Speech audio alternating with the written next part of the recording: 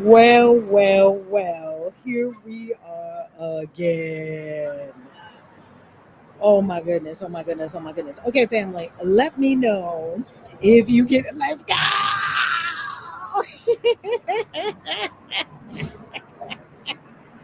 Family, let's go. Now, let me know if you can hear me okay because I'm outside.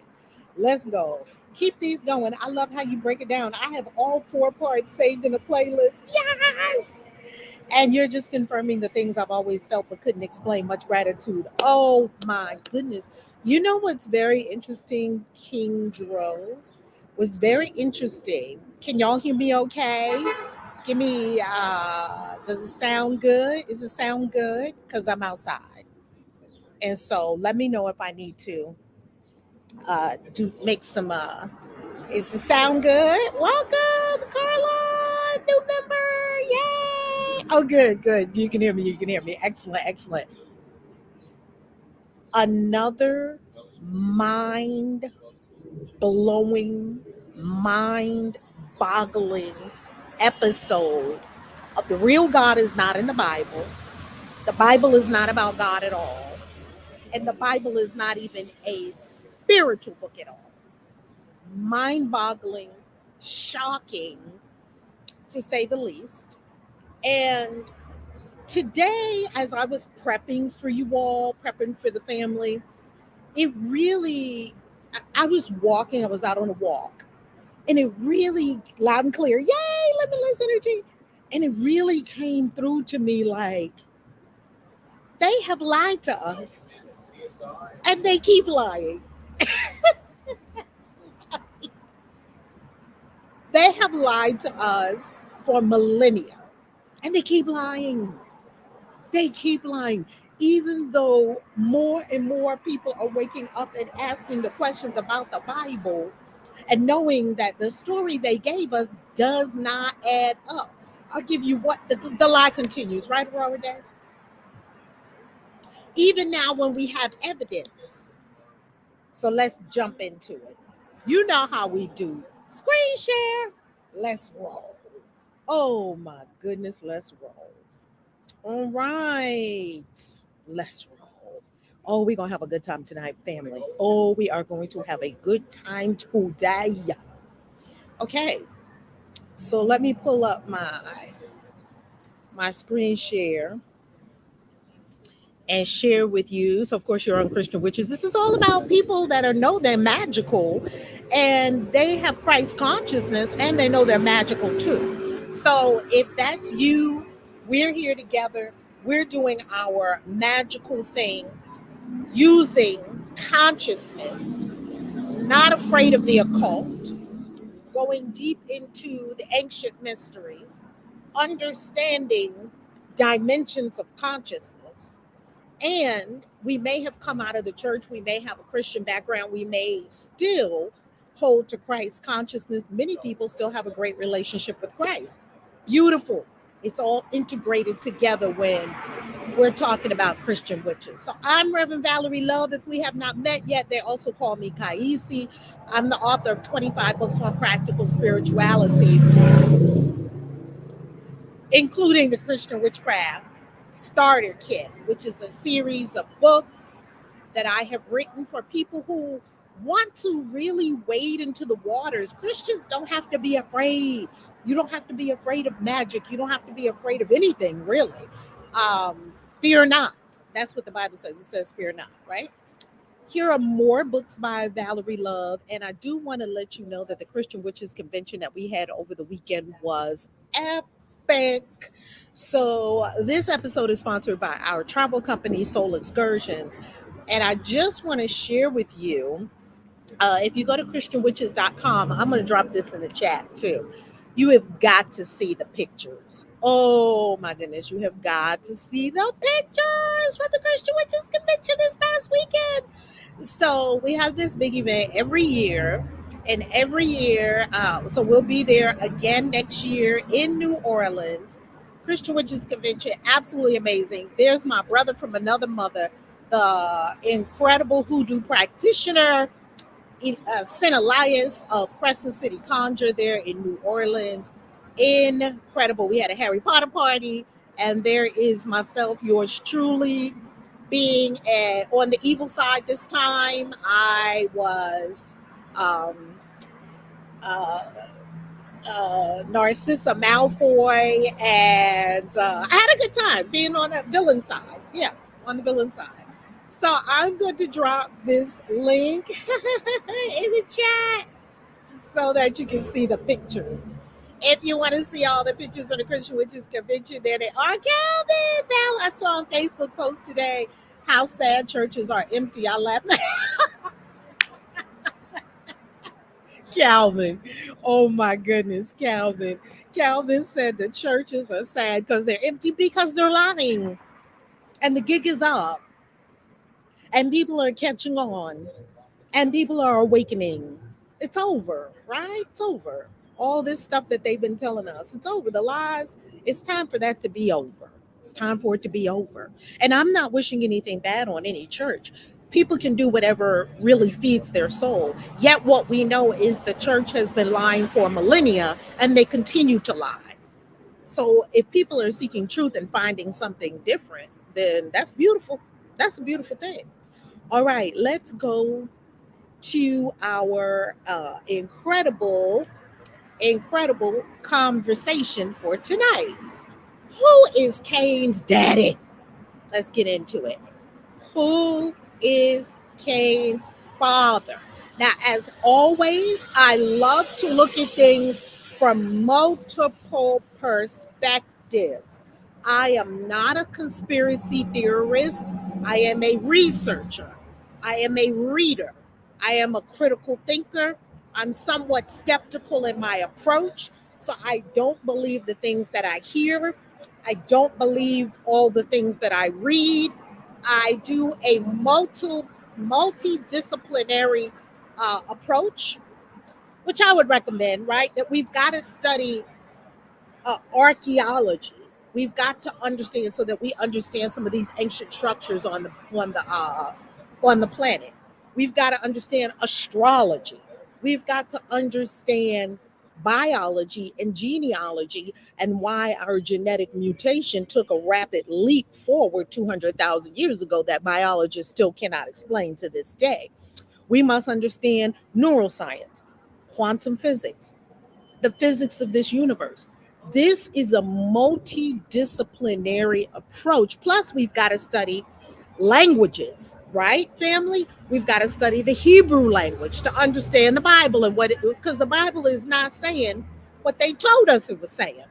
We've got to understand mythology, ancient Sumerian mythology. So we are taking, in this whole series, we are taking a multidisciplinary approach, which for me is holistic, right? We can't just look at one thing, just the Bible.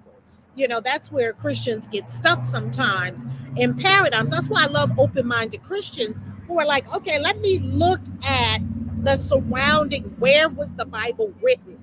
What are the tropes or the themes of Near Eastern religion, Near Eastern literature? That's what we got to look at. Okay, so this is what we're going to talk about today. We're going to talk about, I know this is going to sound crazy. We're going to talk about the evidence for an extraterrestrial activity in Cain's conception. And you might be saying, what? What? Yes. We're going to look at Genesis 4:1, which is a clue. It's a very problematic and cryptic verse in the Bible, and the Bible is leaving clues. We must be occultists. What is an occultist? Occult means hidden. And for the Bible is hidden in plain sight. We're going to look at the serpent seed doctrine. What is that? We're going to look at midrashic texts, the midrash. Specifically, the Perk-day Rabbi Eliezer. I hope I'm saying that right. Please, Jewish family, let me know if I'm not saying that right. We call it, for short, it's called the PDE. It's called the PDE. Okay, we're also going to look at Gnostic texts and the Nag Hammadi library and the Demiurge. Okay, now here's what we got to remember about the Hebrew Bible. We don't know who wrote the Bible. None of it, none of it, none of it, none of it. People keep thinking that because the Bible has books with names on it, we think Moses wrote the first 5 books of the Bible. We think Ezra wrote the book of Ezra. We think Nehemiah wrote the book of Nehemiah. We think Matthew wrote the book of Matthew. None of these people wrote these books. Matthew probably was illiterate. So none of the Bible books have authors attached to them. That's a modern construct. You know, the whole copyright thing, that's modern. We have books with authors. That's not how these books and these scrolls, they weren't even books, how the scrolls circulated. We don't know who wrote them. Okay, there was circulating scrolls. Nobody knows who wrote them.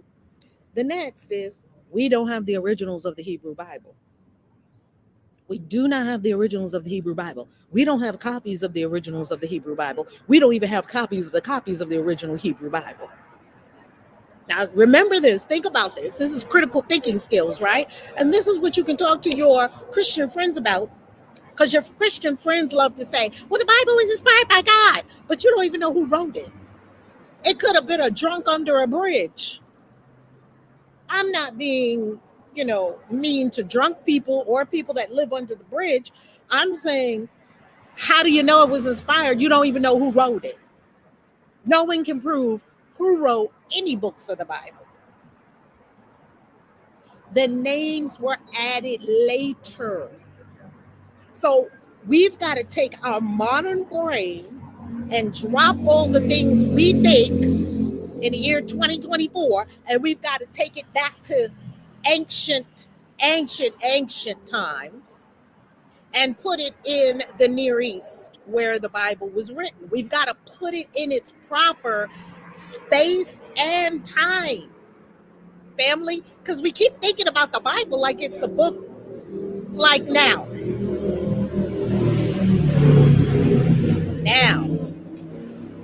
This is what you need to know about Genesis chapter 4, verse 1, which we're about to read in a moment. It's a very strange scripture. This is what's going to help us decode it, because once again, we're detectives and we're going to decode this. Genesis chapter 4, verse 1. This is what we need to know before we read this verse and before we know what we're looking at. The original Hebrew that the Bible was written in has no past, present, or future tense. So for us in English, Hebrew is not the same as English, right? English has past, present, and future tense. Past tense, I went to the store. Future tense, I am going to the store. Present tense, I am going to the store. Future tense, I will go to the store. Because Hebrew does not have that, the original Hebrew, we're not talking about modern day Hebrew, because remember, languages morph over time. We're talking about the Hebrew of the Bible, which is a very different Hebrew than Hebrew spoken today. The Hebrew of the Bible has no past, present, and future tense. Now hold this in your mind, okay? Because we're detectives. I'm going somewhere with this. So how do you know when something happened? Well, it has the perfect and the imperfect tense. What does that mean? And if you already know all of this, you can skip forward to the next part of this video, okay? So the perfect tense means the action is completed. The imperfect tense means the action is not completed. Okay? So let's give an example of perfect tense. Perfect tense would be, I went to the store, got the food, and came back home. So for English, that would sound to us like past tense. But in Hebrew, the Hebrew of the Bible, that would be considered perfect tense because the action has been completed. Imperfect tense sounds like this. I'm going to the store, I'm shopping, I'm picking up things for dinner. Hold on.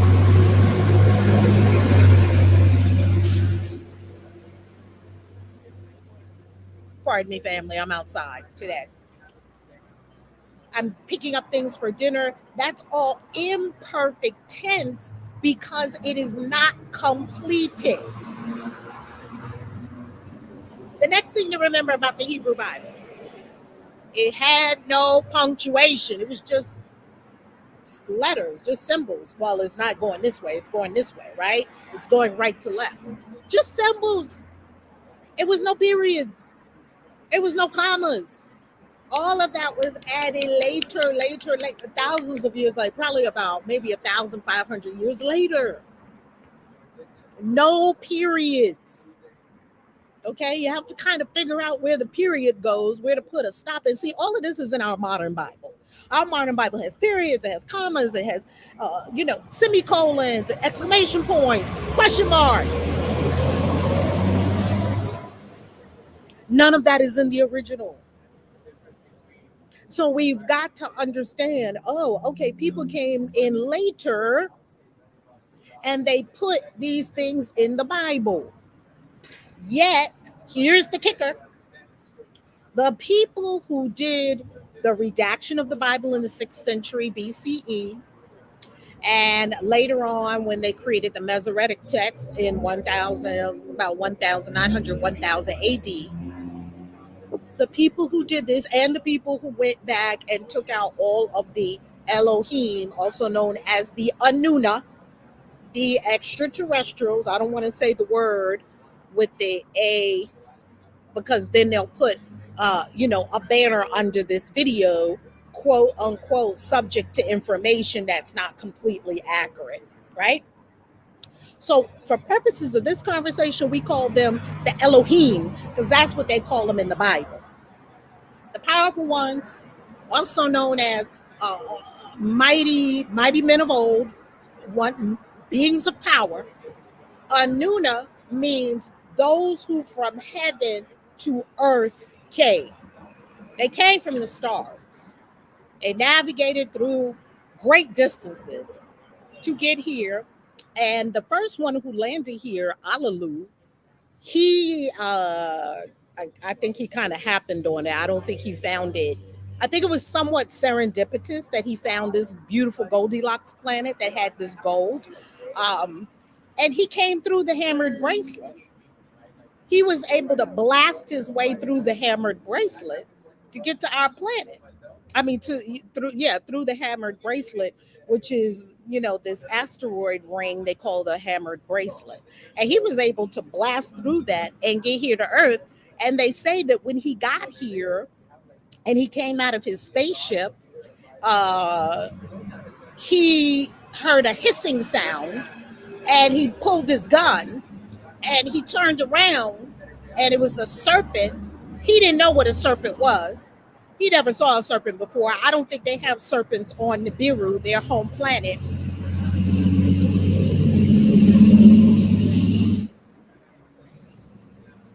There's a lot of sound here. I apologize. And so he didn't know what it was. He shot it. He shot it and killed it in one of the stories. So when Alalu landed here, he was the first one here.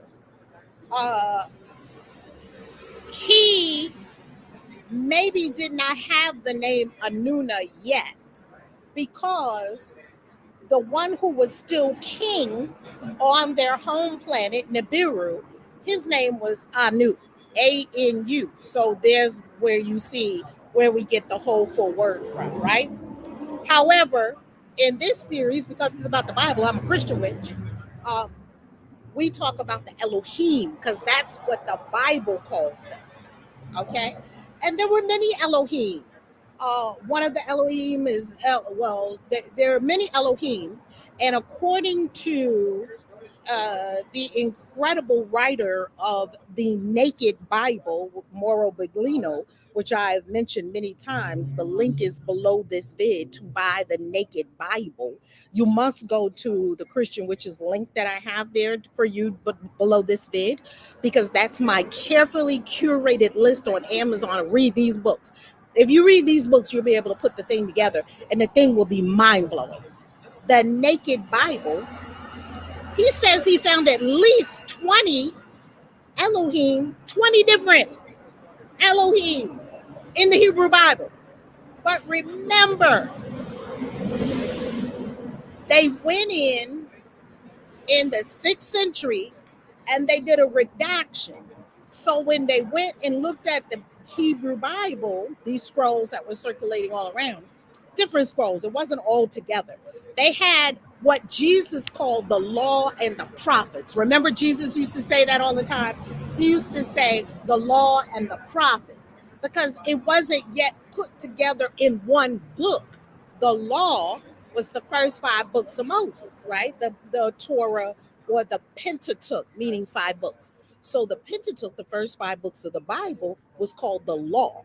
And then the other books that were circulating around, like Isaiah and so forth, those were the prophets. And remember, one time he went into the synagogue and he pulled the scroll from the prophet Isaiah and he opened it exactly to the spot where he wanted to read, which was notable because he knew the scroll so well, he could move to the exact place where you read in the scroll, because the scroll is a whole long thing. It's not like a book. It doesn't have numbers on pages. So let me pause for a moment and y'all let me know what your thoughts are. Let me see what's happening in this conversation with our peeps. Okay. Let me come off screen share here for a second. Okay, let me look at the comments. Hey, family. Isn't the Ethiopian Bible the oldest and most complete Bible in the world, which was written in the 5th century? I researched this truth, and it was written by Africans 800 years before any Bible. Yes, the Ethiopian Bible is older than the Bible we have, of course, and more accurate, and it actually has pictures. So you know how they give the little picture Bible? I'm going to do an in-depth expose, maybe even a documentary on the Ethiopian Bible. Profound. So absolutely yes, Ethiopian Bible.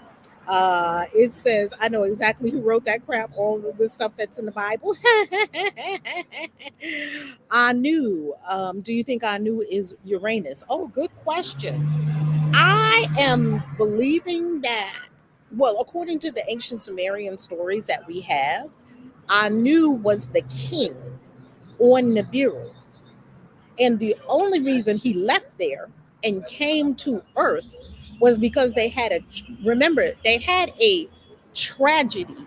They had a very bad experience going on their planet. Their atmosphere was disintegrating, and therefore their atmosphere was unstable. And so they had the idea, they didn't know how to repair their atmosphere. So they had the idea, let's get gold. Because what we know about gold is that gold can stabilize the atmosphere. Gold is used in conducting electricity. Gold is used for many things. So they had the idea that they would get gold and they would make it very, very, very tiny, right? Like dust, and blow it into their atmosphere. You're talking about people who are not people, beings who are probably thousands of years ahead of us in technology. Okay, they had already done everything that we were doing before we were even thought of. So they already had the technology. So Anu was the king, and and the reason that Alalu left, it's a really wild story because Alalu and Anu fought.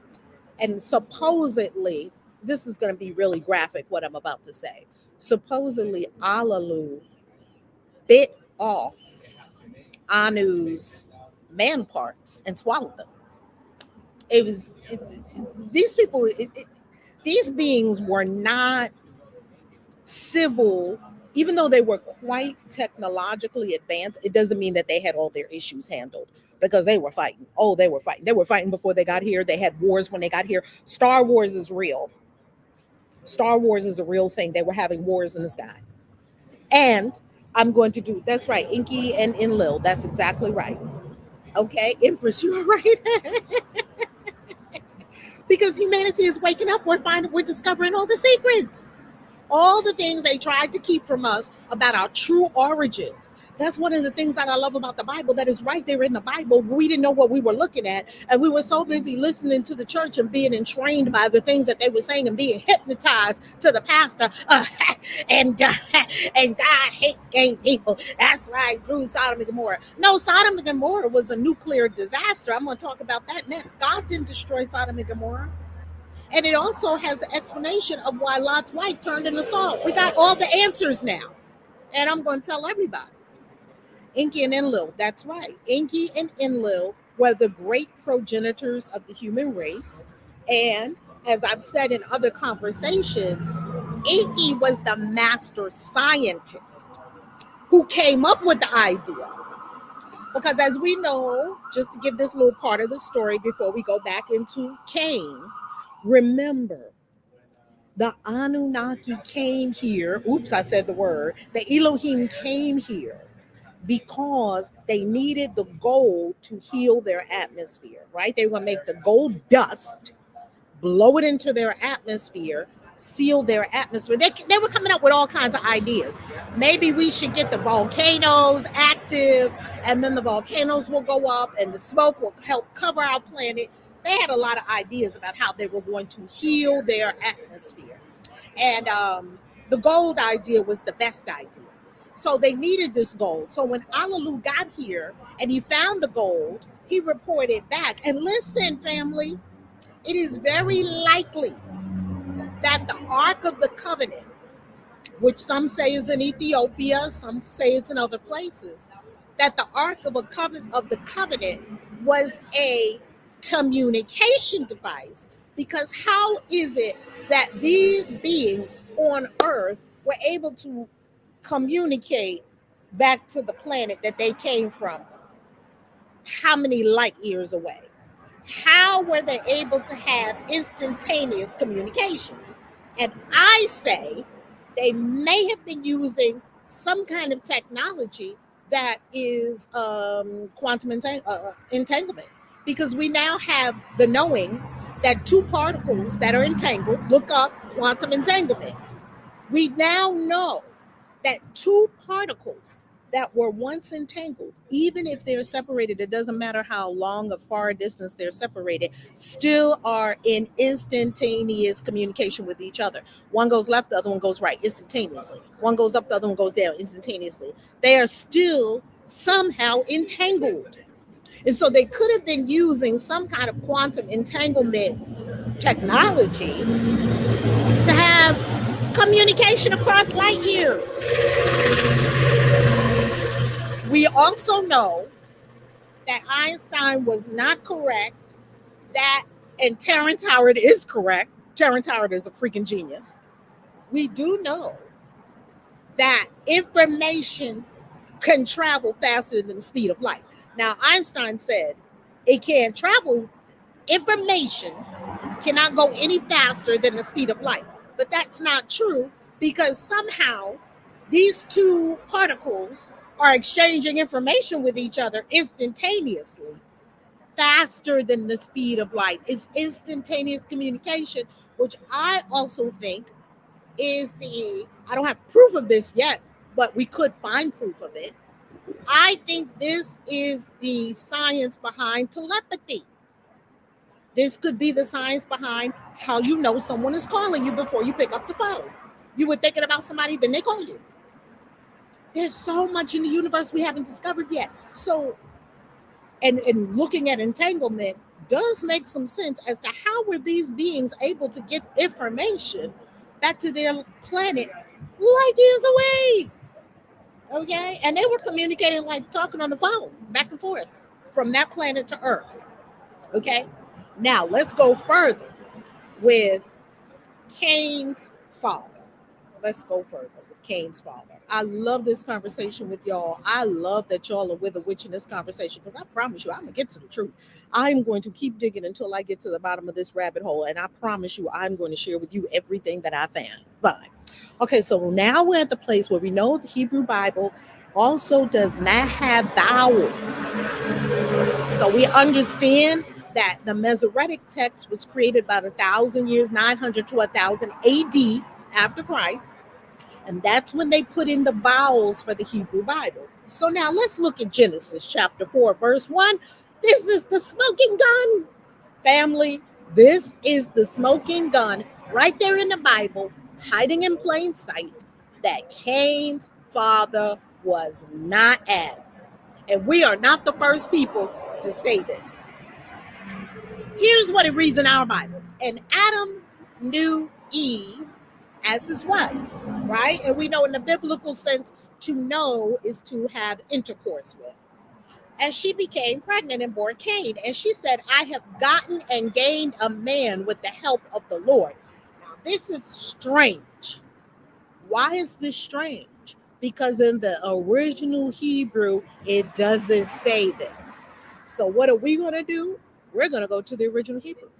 What is the original Hebrew? We're going to go to scriptureforall.org. And I already pulled it up for you, but if you want to see where to go to, you just go to scriptureforall.org and you will be able to read a Hebrew interlinear Bible that is going to show you what it says in Hebrew. And then in the column, it tells you what the translation is into English. But it gives you the interlinear, the exact wording in Hebrew. Let's look at it. So we're at Genesis chapter 4. And the verse is verse 1. Now, I already read to you what it says in our Bibles. And Adam knew Eve his wife, and she conceived and bare Cain and said, I have gotten a man from the Lord. Now, this is strange because why did she say, I've gotten a man from the Lord? We'll see why. See, the second part of the verse is strange because they say in the church, oh, she was praising God because she had a baby. God gave her the baby. God didn't give her a baby. Inky gave her the baby. Inky had sex with her. Let's look at what it says here. Genesis 4:1. And the human, he knew Eve, woman of him. Do you see that that is their perfect tense? Remember what we said about perfect tense and imperfect tense. This is the perfect tense. The perfect tense is at some time he had sex with her. Then it says, and she is becoming pregnant, and she is giving birth, and Cain, she is saying, I acquired man with Yahweh. Yahweh was one of the Elohim. I acquired a man with him, not with Adam. Yeah, her and Adam were having sex. But she said, I got this man from him. I acquired man with Yahweh. That's what it says in the Hebrew Bible. Then it says, now notice, and he knew. That's the perfect tense. But notice the rest of it is the imperfect tense. Two different tenses. This is where we become detectives. It says she is becoming pregnant. That's the imperfect tense, right? She's pregnant, but she hasn't had the baby yet. She is giving birth. They're talking about it as it's happening. She is saying, okay, she is giving birth, Cain. And she is saying, I acquired man with Yahweh. But we can't be in church talking about Eve was sleeping with Yahweh in this scripture, in this scenario, likely Inky, right? She was sleeping with Inky and she was sleeping with Adam. We can't talk about that in church. That is just, no. It's a sacrilege, taboo. But it says it in the Bible. Now notice, we're looking at two different tenses. And for people that are looking at this saying, well, that doesn't really prove anything. Great. I like skepticism. We need to be skeptics. Except we need to look at two more verses in the same chapter. Verse 17 and verse 25, where we're talking about two more births. And look what it says. Let's go to 17. Genesis chapter 4, verse 17. What does it say? Now, in our English Bibles, it says, And Cain knew his wife, and she conceived and bare Enoch. And he builded a city and called the name of the city after the name of his son, Enoch. Okay? But look what it says in the tense. And he is knowing Cain, woman of him. He is knowing. See, that's the imperfect tense again. There's no perfect tense in this. Verse 1 has two. The perfect tense, like something already happened, and then the imperfect tense, something is happening. Now, we're not the only ones to discover this. This has been discovered by many other people, and I'll tell you what they came up with because they couldn't figure out why in the world is that like that. What it really should say in our Bibles is Adam had sex with Eve, period. Remember, there was no punctuation, period. Then Eve had a son named Cain and said, I have this man with the help of the Lord. That's what it should say. But that's not what it says in our Bibles. I read to you what it says in our Bibles. In our Bibles, this is what they're trying to tell us that it says. And it doesn't say that. It says, and Adam knew Eve as his wife, and she became pregnant and bore Cain. And she said, I have gotten and gained a man with the help of the Lord. They're making it sound like all these Bible translators, they're making it sound like Adam and Eve were having sex and Eve had Cain. And that's not what it says. Let's do another one. Let's look at verse 25. We got to go further. Okay, so 17. Let's look at verse 25. What does verse 25 say? Verse 25 says, here goes another one. This is Adam and Eve again. And Adam knew his wife again, and she bare a son, and called his name Seth. For God, said she, hath appointed me another seed instead of Abel, whom Cain slew. Because by this time in the story, Cain had already killed Abel. Well, let's see what it says in the original Hebrew. And he is knowing Adam further, woman of him, and she is giving birth, son, and she is calling name of him Seth. It's all imperfect tense. He is knowing. Adam is knowing his wife, his woman. She is giving birth.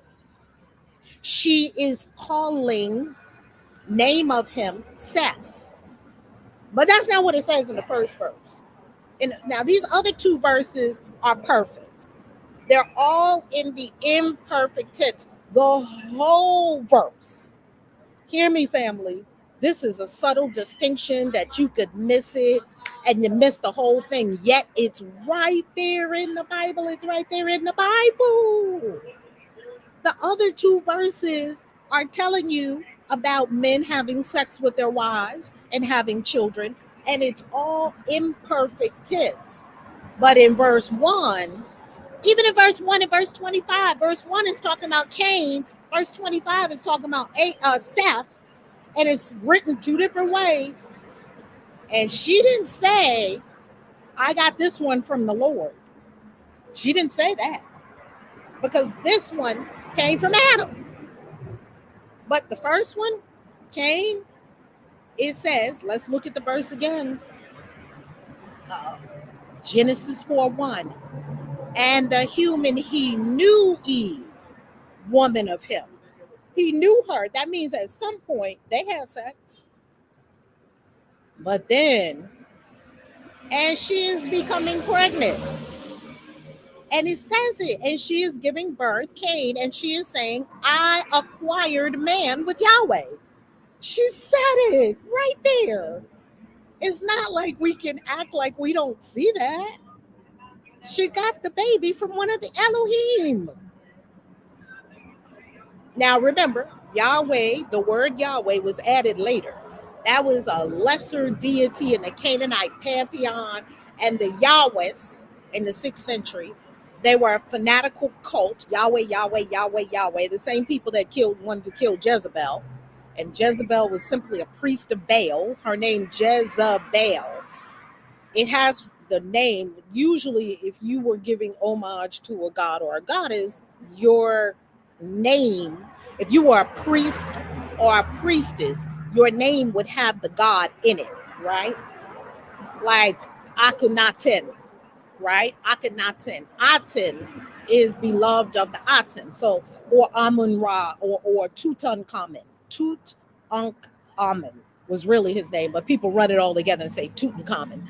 And if you go to Egypt with us, when we go again, we've been there, I've been there twice, you will see Tutankhamun is really his name. His name doesn't all run together, Tutankhamun, but that's what, we American people say. Well, the name of the god that you are a king of, or that you're a deity of, or a priest of, would be in your name. So Jezebel, she was a priestess of Baal. And we know from the Bible that the Yahwehs hated the Baal worshipers, but they came from the same group of people. They came from the Canaanites. Okay?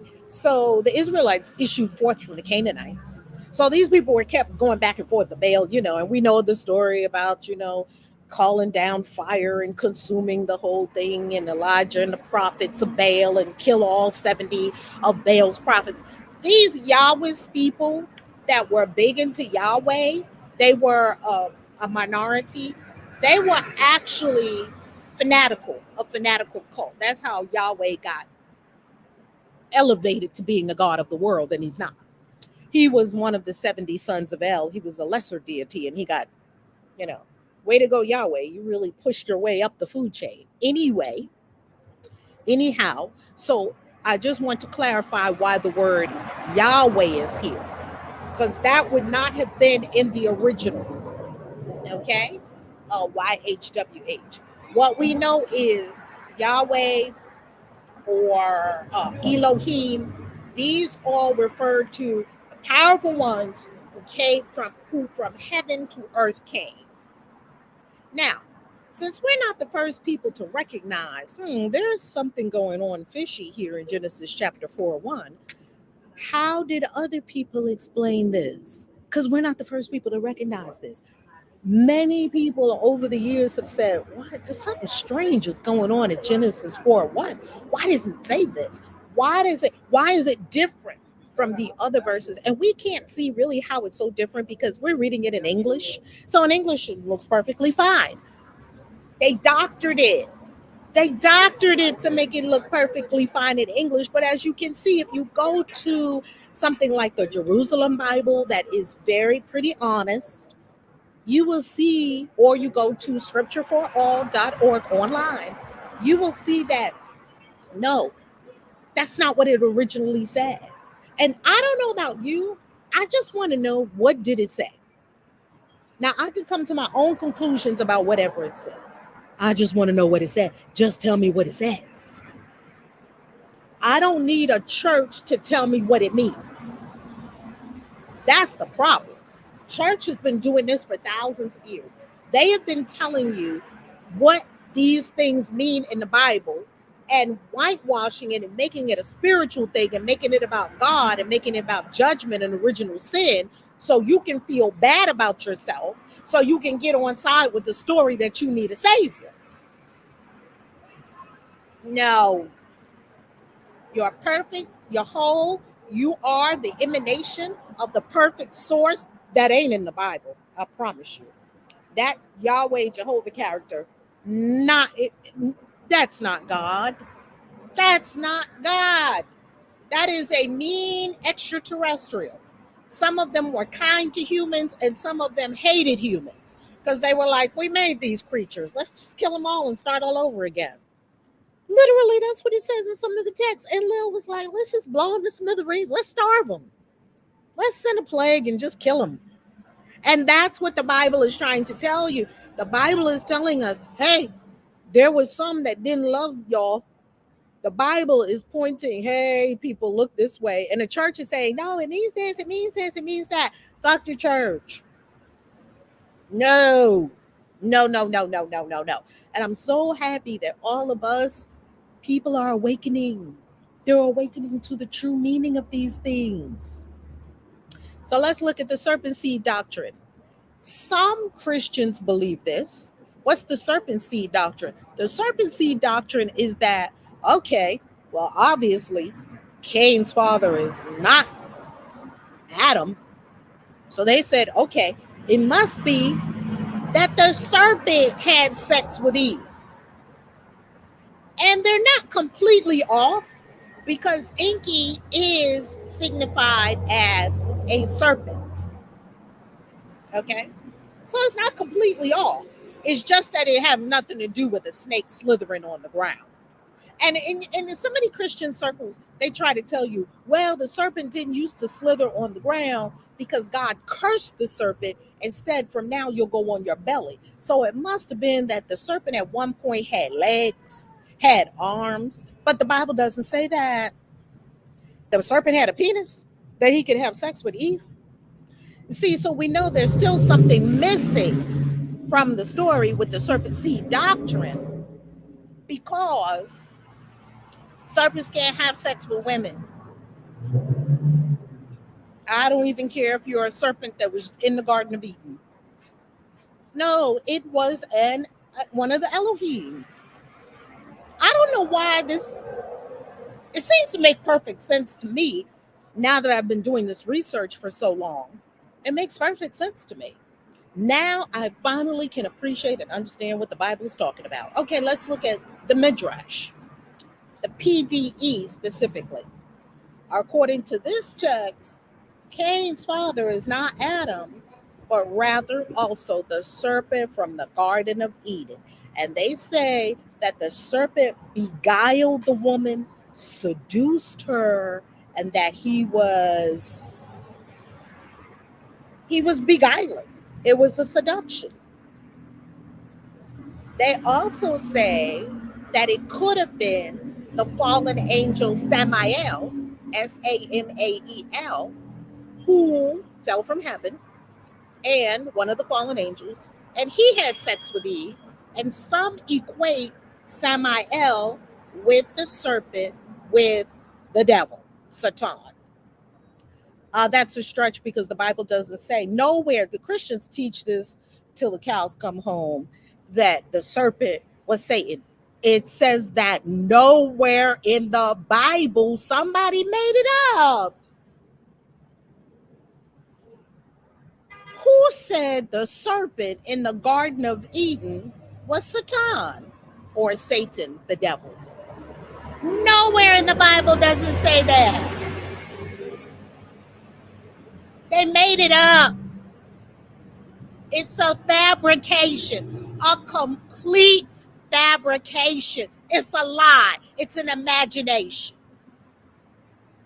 That's why we have to stop believing, family. That's why we have to stop believing the things that these people tell us, because these people are not friends of humanity. The archons who would seek to enslave humanity, entrap your mind, ensnare your mind, and keep you blind and keep you in church, giving all your money, vampiring you, giving 10% of all your money, giving all your attention to the church, doing everything that they say. They've got billions. Religion has billions of people in a chokehold. Billions of people. Just the three Abrahamic religions has billions of people in a chokehold, going to the holy house, doing the things that the religion says. Now, I'm not saying that people haven't had great experiences. Yeah, you go get the Holy Ghost, you become a better person when you go to church. That's wonderful, it's beautiful. Yes, you became a Muslim and now your life is better, beautiful. Yes, you're a Jewish person and you're just being giving to everybody and you bought a new, wing for the hospital. Lovely. But the evil that these Abrahamic religions have fomented on the planet does not excuse. It can't be excused. These religions have killed millions of people. They're still killing people right now in the Middle East. These religions are bloodthirsty. Why? Because they follow a bloodthirsty God. They follow the El, who became later Yahweh, also El Allah, and Yahweh to the Jewish people. They all three call him something different. The Jewish people call him Yahweh. The Islamic people call him Allah. The Christian people call him Jehovah. These are Anu blank, the Anuna. Those who from heaven to earth came. The Elohim, as the Bible would call them. Not gods. We've got to stop believing these were gods. They're not gods. They're advanced technologically, yet they were not gods. They're no more divine than you. Maybe they had some trinkets. They had better understanding of technology, space travel, the stars, mathematics. They were on the sexagesimal system, which is the system of 60, which we're still on with our time, 60 seconds in a minute, 60 minutes in an hour. We're still using the same system that they brought here to the earth from their planet because they were more advanced. They weren't more divine than you. Let's look at what the Gnostics said. Yeah, this is their God right here. Does it make sense that they're always warring? It makes sense. They have a warring God. They have a warring deity. The Elohim, who were bombing things. They set off a nuclear explosion, and I can prove it to you in the conversation when we talk about Sodom and Gomorrah. God didn't kill people in Sodom and Gomorrah. These lies, these are such lies from people who tell us don't lie. Piss on my head and tell me it's raining.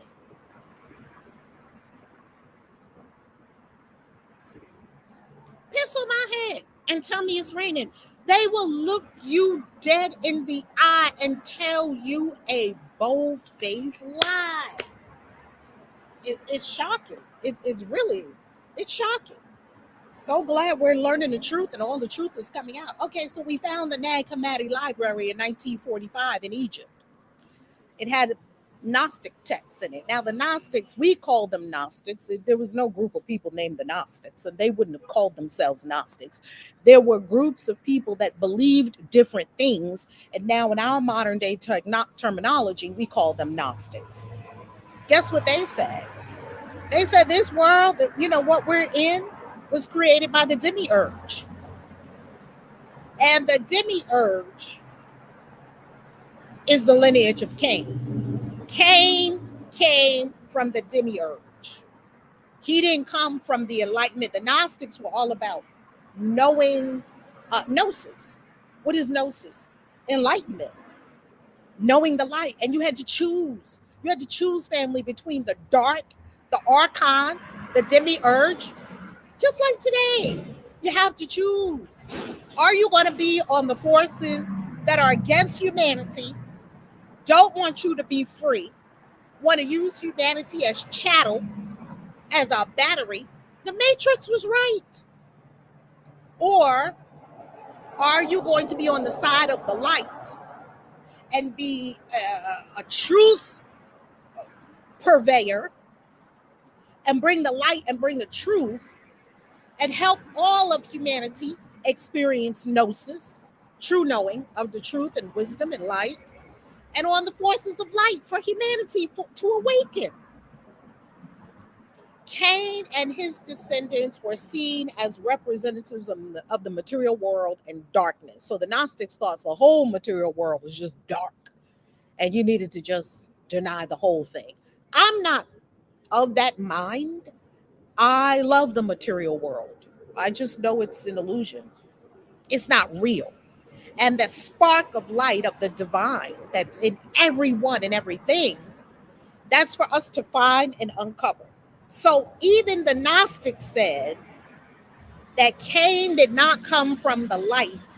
He came from the demiurge. Now, so who's Cain's father? In my estimation, Cain's father was Enki, who was very fond of the serpent. They call him the serpent. The serpent lore refers to Enki. And he's very wise, super cunning. The serpent is always cunning, wise, knowing. This being was so smart. He was the one that came with the idea of creating humans, because this is what they were doing. They were all talking about the mining of gold and how the Ijiji, who were the worker, sort of worker race, the lesser gods, they called them, right?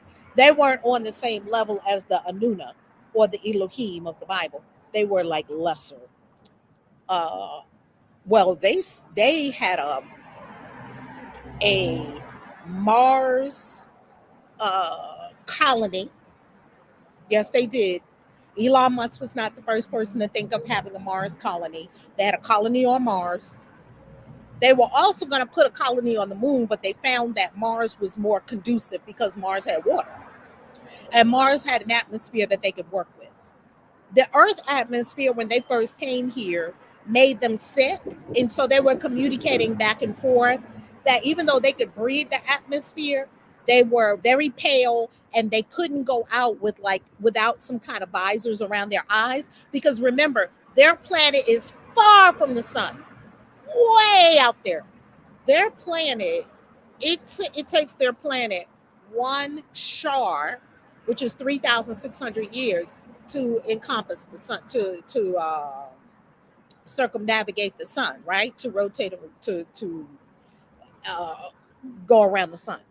We're whipping around the sun like this every year. We're whipping around the sun so fast. The Earth is hurtling at 67,000 miles per second. Is it per second or per minute?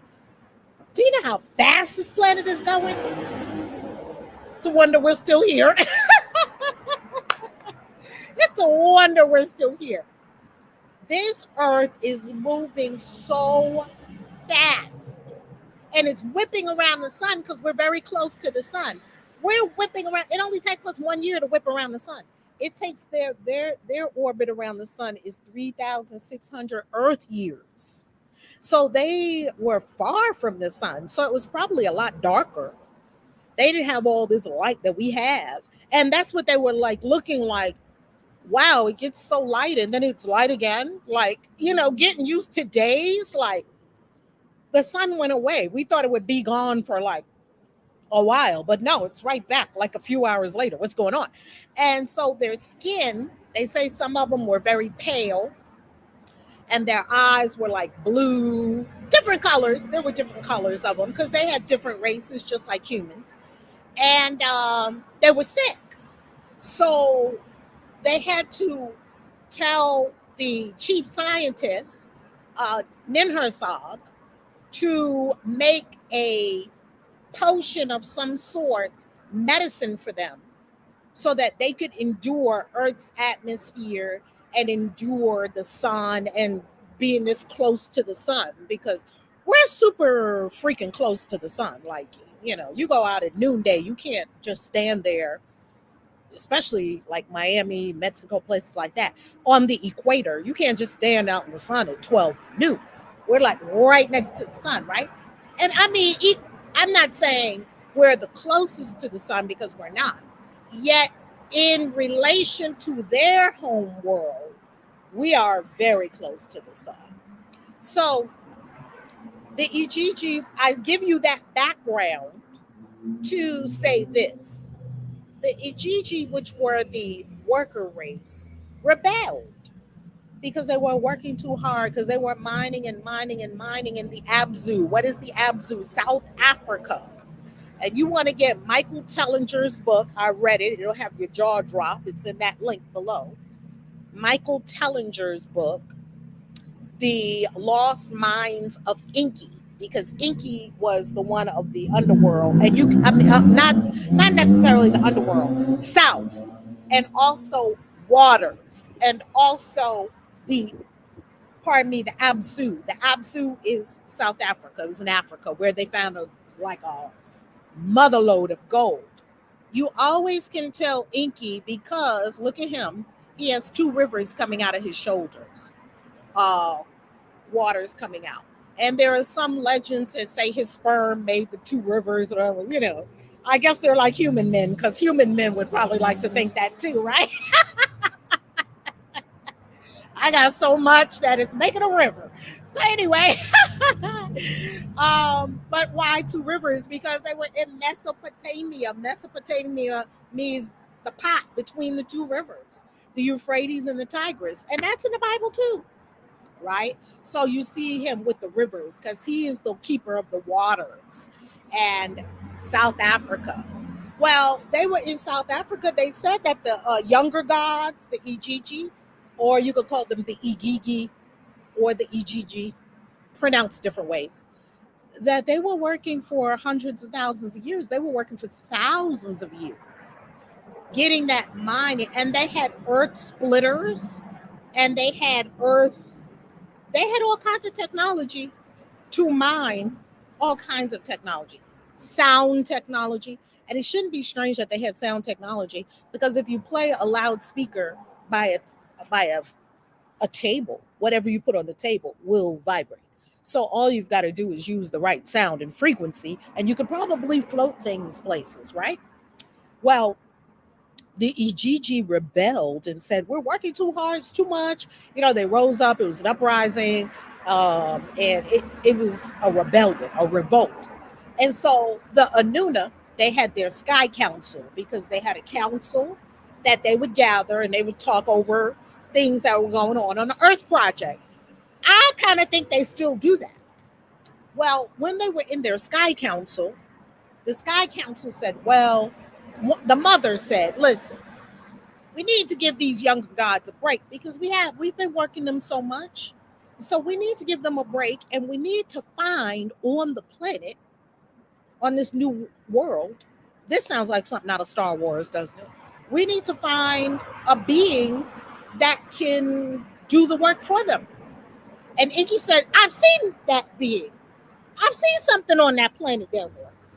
Because they're like hovering, they have their little sky council. They were talking about a bipedal humanoid. It was not Homo sapien, yet it was a Homo erectus. They said, we saw him running around in the Absu, Africa. They had already seen something like a Lucy, right? Already seen them. They're like, oh yeah, we saw them. Let's get them. But then they were like, but they're not intelligent enough to do the work for us. And Enki said, well, maybe we can genetically modify. And they got into they created a Gan Eden. They created outdoor laboratories. And they went and grabbed a bunch of them, put them in cages. Some of the stories say that they were trapped in cages, just tons and tons of them. They just went out and started grabbing these Homo erectus and putting them in cages. And it's probably like Planet of the Apes. I do realize, now family, it is not lost on me that the things that I say sound absolutely wild and just mind-blowing. Even as I'm saying it, it's very mind-blowing. Yet we've already had it in the movies. And it was kind of like Planet of the Apes. They had them in cages. And they were doing genetic manipulation. And it didn't work. Finally, they said, we need to give them some of our DNA, and that's what's going to work for them. And that's what they did. They sacrificed one of their own, and they took the genes and the blood and whatnot. They mixed it, and they finally, with this Homo erectus that was already here, because they wanted to get something that wasn't hairy all over, and they finally got the Adamu. Sound familiar? The Adamu, that's what they called him. And they called them the Adamites, the humans that they made. And we are called Homo sapiens. They didn't call us Homo sapiens. I guess we named ourselves Homo sapiens according to evolution. This is why the geneticists say that about 200,000 years ago, humans had a huge evolutionary leap. We went from being like, to this, like that. That's because someone modified our DNA. It was genetic manipulation. That's why. Now I'm glad for it because they said it would have taken millions of years for us to get to being this. So I'm glad that they did it. And I myself believe this, I can't prove this. I believe they're still pulling the strings of the Earth Project. I think they're still somehow working with this Earth planet through some of the people that are their chosen representatives on the planet. And I'm not going to say more about that right now. But anyway, so they had genetic manipulation. Inky liked the humans, he liked women. He was like, wow, this is pretty hot what we created, right? And of course, they made the Adamu first, which was Adam, in this outdoor genetic testing laboratory. And as I said previously, Adam was shagging all the animals. He was, because there were animals and humans, there were different kinds of primates. They were not different kinds of primates. There were primates. Then there were the new species that we make species ourselves. So this shouldn't be strange to us. We do genetic manipulation anyway. And there were animals there. And so he was shagging the animals. So when they made a woman and they brought the woman to him, he was like, whoa. Now, this is what I'm talking about. Because, you know, the animals are stinky, they're hairy, they're furry, it's inconvenient, whatever. And this woman was like, wow. And so there you have it. And that's in the Bible too. Okay? Let's talk about Inky and Enlil before we wrap up. They had a rivalry.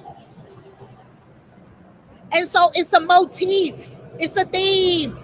Brothers, fratricide, one brother kills the other brother. It's a motif based on Inky and Lilith. It's probably part of our mythological ethos about brothers that don't get along. Cain and Abel, Esau and Jacob, Remus and Romulus. Romulus, supposedly the founder of Rome, killed his brother Remus. It continues. No, Esau and Jacob didn't kill each other. Rivalry. Inky and Enlil don't kill each other either. Yet, one of the things that happens with an occultist, if you have an occultist mind, you begin to see patterns, motifs that repeat. What's another repeating pattern? A God father and a human mother. Jesus, Apollo, Remus and Romulus, some kind of divine from heaven being with a human mother gives you some kind of wow offspring. The Nephilim. Lastly, Garden of the Gods and the Eden. Edin. Look it up. In Sumerian text, the Eden is like a place where gods interact. They also had a Garden of the Gods where they have all the sumptuous fruit and animals and flowers and all that. So that's how that morphed into the Bible, where it's the Garden of Eden and it's very beautiful and all of that. Inanna interacts with Dumuzi in the Eden. Okay? And as I mentioned, the Garden of Eden was breeding ground. The book that you want to get immediately is this one right here. The Naked Bible will drop your jaw to the floor. I promise you. By Mauro Biglino. I also want you to look up these scholars, and I want you to also use scriptureforall.org when you are researching and studying anything from the Hebrew Bible. Okay, family? That's what you want to do. Okay, now let's go here. Let's come off screen share. And let me get back to these comments. Woo, baby. Baby. Look. That's it. Take care, Black Power family, and take your power back, family. Stop believing these things the churches are saying. Take your power back. It is said that the earth is approximately 5 billion years old. To be honest about the matter, nobody really knows. It's very true. No one knows how old the earth is. We do know it's billions of years old, not 6,000. No, God never made the whole infinite universe, okay? Eden, free range humans. Calvin, I love it. Let me say something, family. Do you understand now why we have proof positive that the real God is not in the Bible? The Bible is not about God at all, and the Bible isn't even spiritual. They made all these things spiritual and religious to elicit awe from us so that they could control us. Nothing in the Bible is even spiritual or religious at all. Okay? So that's it for tonight, for this conversation. This has been quite the conversation, isn't it? Quite the conversation.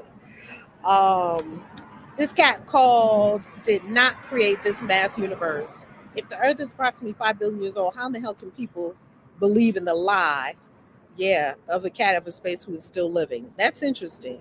They really believe in some kind of sky god. There's no sky god. You want to find God? Look in the mirror. Family, the infinite intelligence, the infinite isness, the all is right here where you are. Now, if you want to come into some of the programs with me or come with us to Bali, Thailand, this year we'll be in Bali, Thailand, and we'll be in Salem, and we'll be in Sedona. I want you to go to christianwitches.com, click on events. I love you, family, and I'm so happy that you are with me in this incredible journey of us coming to truth and doing our research and understanding what the Bible is really saying and not being fooled by the churches anymore. That day is over. Love you. Wow. Peace. Love you, family.